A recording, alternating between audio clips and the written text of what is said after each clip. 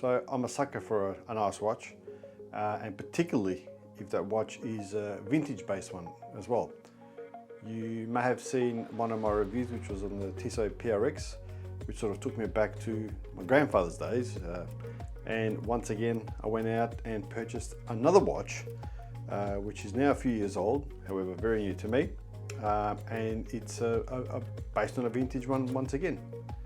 So welcome to ST Reviews, and my name is Sash.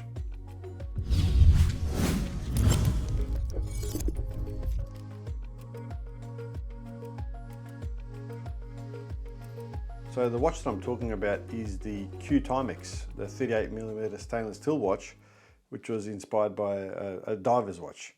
And without further ado, let me take you through what's in this lovely box, which when I got it yesterday, I was a little bit surprised, mainly due to the weight of the box. I sort of expected this little cheapo box of some sort.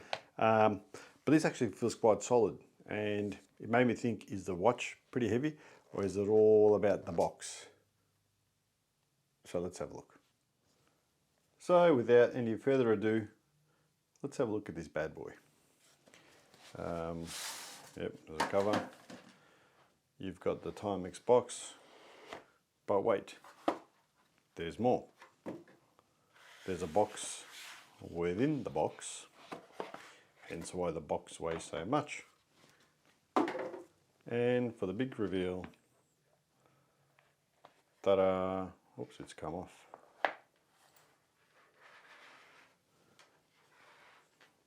So I'll take that out for a second. And in here we have warranties and all the other mumbo jumbo, which I won't be looking at. So I'll just put that aside for now.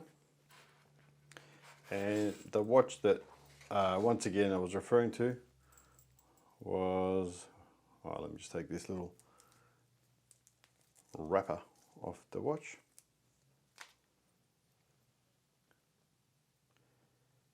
Come on, focus on me please, camera. Here we go. The 38mm Q Timex Reissue. Now, I don't know about you, but I'm really digging this watch, and it's starting to grow on me. So when I ordered this watch, believe it or not, I ordered it thinking that on the picture it was the blue and the red dial. However, when I received it, it was orange, and I was umming and ahhing. Do I want an orange watch? Do I send it back? What am I going to do? And I opted to keep it because, well, I don't own any watches with a bit of orange on them, and it really looks good on hand and to look at, because it is a little bit unusual. So what we've got here is a stainless steel, as I mentioned, 38mm watch with a buckle clasp.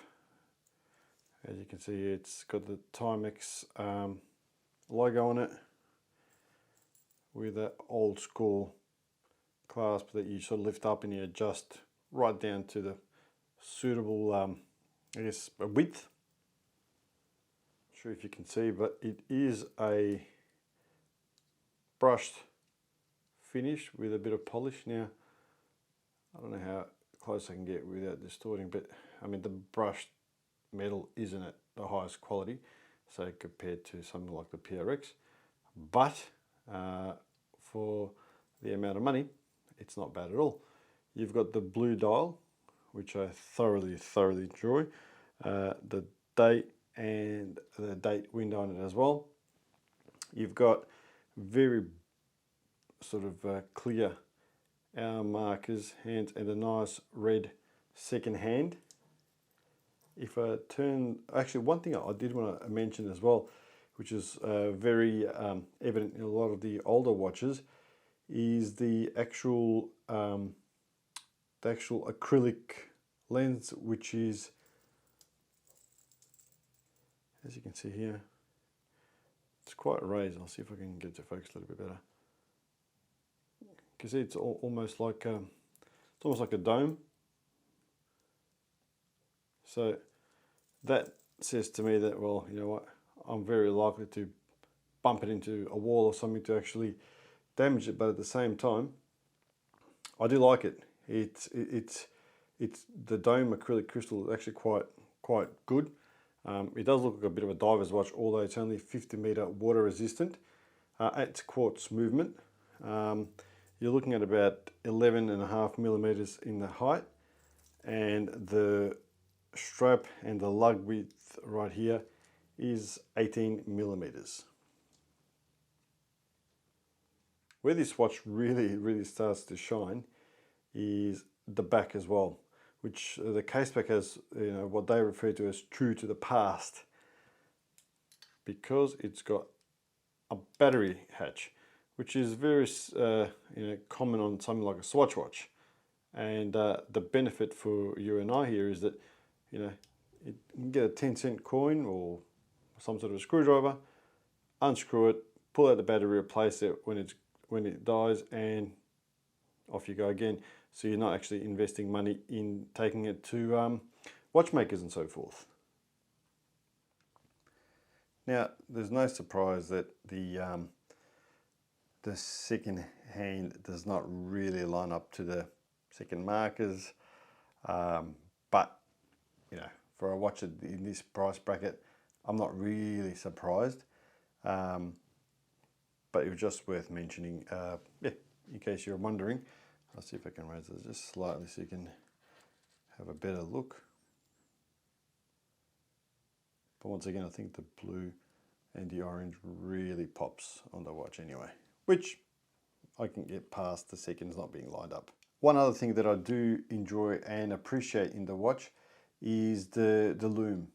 So the markers do have a nice lume on it, and I'm just going to do a quick test so I can show you with a little bit of a cheat. So 1, 2, 3, and I'll turn the light the other way. As you can see, the luminous markers are quite reasonably bright. Now I don't know how long they'll last, but at first glance they're quite good. Now, just for a bit of a comparison, I'm just going to put my Tissot PRX, which was also based on a 70s model. It's slightly a bigger watch at 40 millimeters compared to the 38 on the Timex, and it's actually a little bit thinner. But in comparison, I suppose, you know, this watch cost double, well, probably a bit more than double, but as you can see, the size is, well, comparable. On hand, it's not very, it's not very easy to distinguish. However, the Tissot does have the larger frame, which makes it look a little bit bigger. But where the Tissot really shines is the quality of the workmanship. I mean, compared to this Timex, it's chalk and cheese. The band on this is amazing, and I've already done a review, so I don't want to sort of dwell about it, and I'll put a link in the video. But I just wanted to show you a bit of a comparison.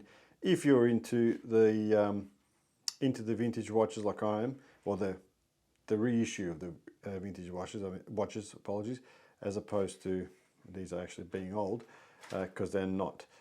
Now the Timex has been around for a while, and I know it went through a stage where it was hard to get. Now I see it's becoming, you know, a little bit popular again, in my opinion. But yeah, I managed to get my hands on it anyway. Now, oops, I just realised that there's still a screen protector on it. Okay, it's creepers. Okay, let's just take that off. So, just to put this on hand, now my wrist is about 20 centimeters. For my American viewers, I'd have to convert it for you, but yeah, it's 20 centimeters. Now, first thing is, ow! This band really does pull on your hair. I've seen many reviews on the watch, or I did have a look at before I bought it. I hadn't seen any with the orange face, but nevertheless, and a lot of people complained around the pulling of the hair, and I can assure you it's true. I'm hoping that I'm going to forget about it or not notice it as much, or perhaps when he pulls all my hair out of my wrist, I won't feel it anymore. But that's what it looks like.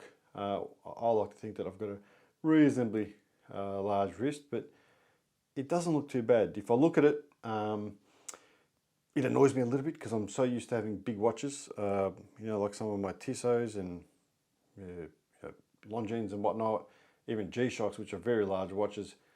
So it does take some getting used to, but it sort of, it almost feels like you're not wearing a watch. It's light watch to start with, but putting that aside, it doesn't get in the way. It doesn't stick out too much. It doesn't jump out and say, hey, look at me, but it's there and you can't miss it. Now the bezel on this, unlike some of my other watches, is free flowing. That's my terminology for it, but there is no clicks, and it's just a smooth dial, and you can go clockwise and anti-clockwise, which again I haven't seen on any of my other watches. But the band's quite thin actually, but again it doesn't bother me because I knew it's a small watch. It's actually the smallest watch that I own in my whole collection, and it doesn't bother me. I like to say I think it's something different.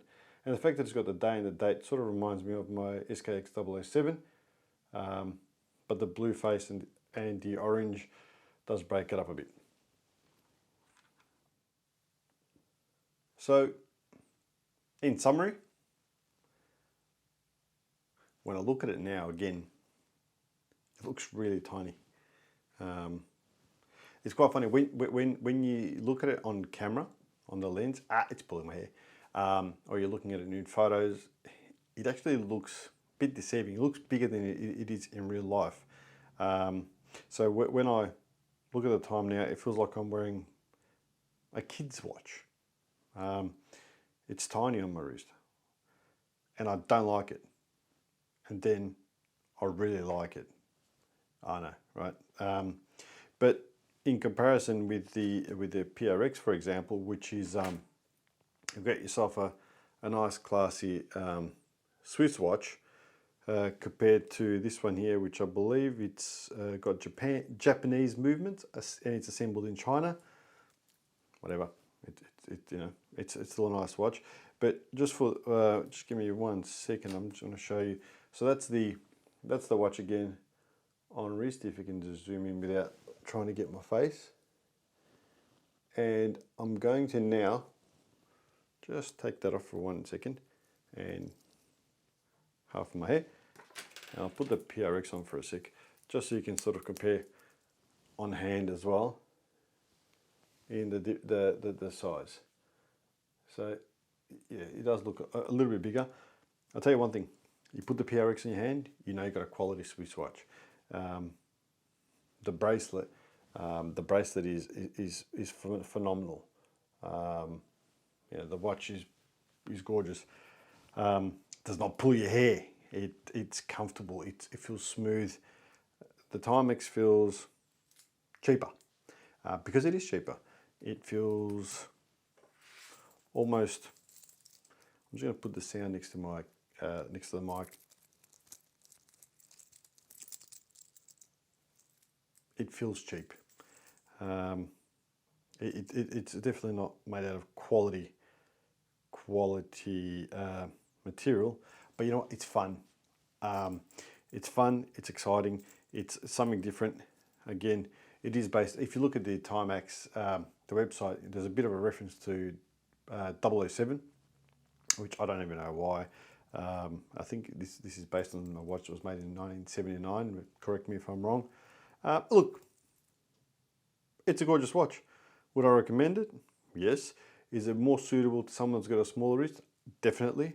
I was actually looking at even getting the gold one for my wife because it's a beautiful watch. But I don't know if I'll be wearing that every day. As you can see, I don't know if I'll be wearing it every day, but I'll definitely be giving it a good shot. when I ordered it and I went back to the web, it's actually a website here in Australia, and because when you look at these watches online, it refers to the top ring color, but it doesn't refer to the color of the bottom ring. So the top is the blue, the bottom is they come in green, black, red, then there's gold. There's all beautiful colors. And because I assumed this was the red, I got in touch with the seller, and they were quite good about it. And they said, look, if you're not happy, return it. We'll check it. We'll give you a refund. They were out of the blue and red in stock, but I thought about it. I thought about getting the black and the green model as well, which I'll put up here so you can have a look what the other colors look like. But after consultation with my family members, it was agreed upon us that the orange it grows on you. It's something different. It's something unusual. It's not something that I'm used to, not something that I've worn before. But you know what? It says, hey, look at me, but don't look at me for too long. It actually looks more expensive than it is. I'll put the current price up. That's here in Australia. There was some good sales on in some of the bigger retailers on these watches, but it was mainly around the white face. And I didn't really want the white face because it sort of reminds me of my Tissot. And they were going for about $160. Anyway, beautiful watch, quartz movement, day and date, bezel that moves without any clicking. It's a lot of fun. It's definitely a lot of fun. I'm definitely going to keep this in my collection. I'm actually trying to reduce some of my watches, but this is going to go into the ones that I'm going to keep and rotate. So thank you for tuning in. I hope you've enjoyed my opinion and my review of the Q Timex Reissue 38mm. I always forget the reissue word. Please click like if you like it, subscribe if you want to subscribe. My channel is all about sort of day-to-day honest reviews, and yeah, thank you for watching. My name is Sash. This is ST Reviews, and take care and brush your hair. Goodbye.